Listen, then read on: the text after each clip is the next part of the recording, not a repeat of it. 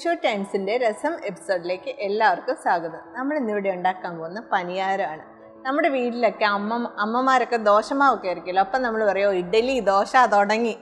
അതല്ല, നമുക്ക് പനിയാരം ഉണ്ടാക്കാം, മൂത്തപ്പം ഉണ്ടാക്കാം. അപ്പോൾ ഇന്നെന്തായാലും ഞാൻ പനിയാരമാണ് ഉണ്ടാക്കി കാണിക്കാം. പിന്നെ ഇതൊരു ബ്രേക്ക്ഫാസ്റ്റ് ആയിട്ടൊന്നും പറയാൻ പറ്റത്തില്ല, ഇതൊരു സ്നാക്സ് ആണ്, 4 മണി പലഹാരം. അത് കണക്ക് തന്നെ നമുക്ക് കുഞ്ഞുങ്ങൾക്ക് ടിഫിൻ ബോക്സിലേക്കൊക്കെ വളരെ എളുപ്പം കൊടുത്തു വിടാൻ പറ്റുന്ന ഒരു സംഭവം. നമ്മൾ ആദ്യം ഇഡ്ഡലിയൊക്കെ ഉണ്ടാക്കുമല്ലോ, മാവരച്ചിട്ട് ഇഡ്ഡലി ദോശ, ലാസ്റ്റ് ആകുമ്പോഴേക്കും ഈ മാവൊന്ന് ചെറുതായിട്ട് പുളിക്കും. ആ സമയത്താണ് നമ്മൾ പനിയാരം ഉണ്ടാക്കേണ്ടത്. ഒരു ചെറിയ പുളിപ്പ് വേണം ഇതിന്. അപ്പോൾ നമുക്ക് ഉണ്ടാക്കിയാലോ. പനിയാരത്തിന് വേണ്ടി ഇൻഗ്രീഡിയൻസ് വളരെ കുറച്ച് ഇൻഗ്രീഡിയൻസ് മതി. അതായത് എപ്പോഴും നമ്മുടെ വീട്ടിലുള്ള സാധനങ്ങൾ തന്നെ ആയിരിക്കുമല്ലോ.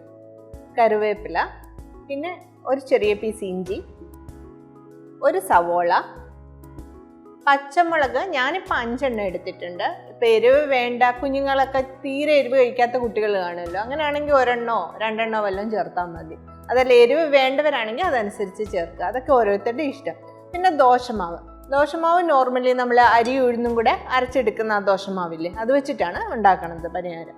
അപ്പോൾ ഇതെല്ലാം ചോപ്പറിലിട്ട് നന്നായിട്ട് ചോപ്പ് ചെയ്യണം. ഇപ്പോൾ ചോപ്പ് ചെയ്തിട്ട് വരാം. നമുക്കപ്പോൾ പനിയാരം ഉണ്ടാക്കിയാലോ.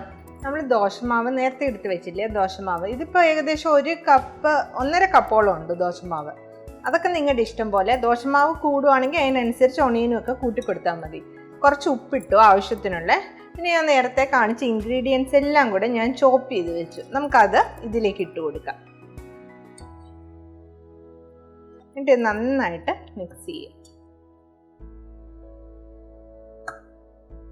ഈ ഒരു ടൈം കൊണ്ട് നമുക്ക് ഇത് പനിയാരം ഉണ്ടാക്കാനുള്ള പാത്രം ഗ്യാസിലേക്ക് വെച്ചിട്ട് അത് ഓൺ ചെയ്യാം.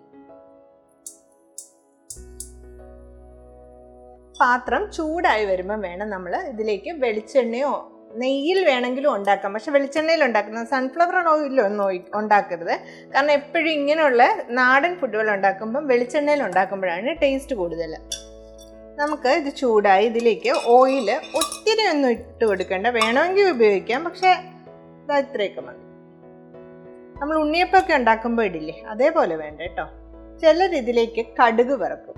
കടുക് വറുത്തിട്ട് ഈ മാവ് ഒഴിക്കും. പക്ഷെ എനിക്കതത്ര താല്പര്യമില്ല. കാരണം ഇടയ്ക്കിടയ്ക്ക് ചെറിയ ഉണ്ണിയപ്പത്തിൻ്റെ സൈസല്ലേ ഉള്ളൂ, അതിനകത്ത് കടുകൂടെ വന്നു കഴിയുമ്പോൾ ഒരു ടേസ്റ്റ് അത്ര സുഖമായിട്ട് തോന്നുന്നില്ല. അറിയില്ല, നിങ്ങൾക്ക് ഇഷ്ടമാണെന്നുണ്ടെങ്കിൽ നിങ്ങൾ ചെയ്തോളൂ. ഇനി നമുക്ക് ഈ മാവ് ഒഴിച്ചു കൊടുക്കാം ഓരോ ഇതിലേക്ക്. തീ മീഡിയത്തിലിട്ട് കൊടുക്കണം, കൂട്ടിയിടല് കരിഞ്ഞു പോകും.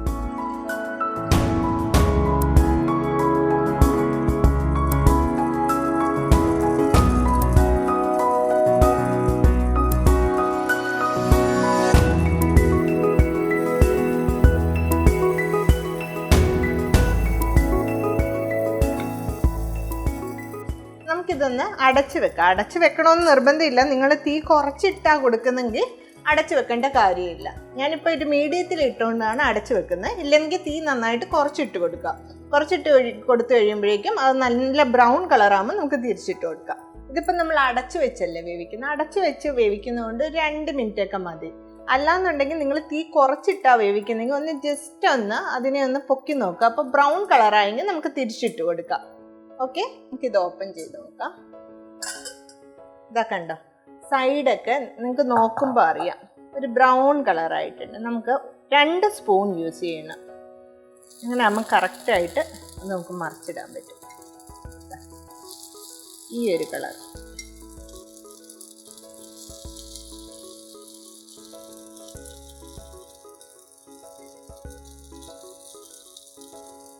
ഇങ്ങനെ 2 സ്പൂൺ വെച്ച് തിരിച്ചിട്ട് കൊടുത്താൽ. ഇനി അടച്ചൊന്നും വെക്കണ്ട, ഇതൊന്ന് വേവട്ടെ. 1 മിനിറ്റ് അത്രയൊക്കെ, 1-2 മിനിറ്റ്. 2 മിനിറ്റ് ഒന്നും ആവത്തില്ല, 1 മിനിറ്റേ എടുക്കത്തുള്ളൂ. ഓൾറെഡി ഈ സൈഡ് വെന്തല്ലോ. ഇനി ആ മേളിലത്തെ ആ വശം ഒന്ന് വെന്ത് കിട്ടിയാൽ മതി. പനിയാരം എടുക്കാം. എന്താ കണ്ടോ, ഇനി ഒരു ബ്രൗൺ കളറ് ഈ സൈഡിലും വന്നു. നമുക്ക് അത്ര എണ്ണ ഒഴിച്ചു കൊടുത്തോണ്ട് ഇങ്ങനെ അധികം എണ്ണ കുടിക്കാതെ കിട്ടും. അതല്ലാതെ ഒത്തിരി എണ്ണയിൽ യൂസ് ചെയ്യാണ്ടിരിക്കുന്നതായിരിക്കും. ഇപ്പം എല്ലാവരും ഹെൽത്തൊക്കെ നോക്കുന്ന കൂട്ടത്തിലാണല്ലോ. അപ്പം ഇതിലും കുറച്ച് എണ്ണ എടുക്കാൻ പറ്റുമെങ്കിൽ അങ്ങനെ ഉണ്ടാക്കാം നമുക്ക്.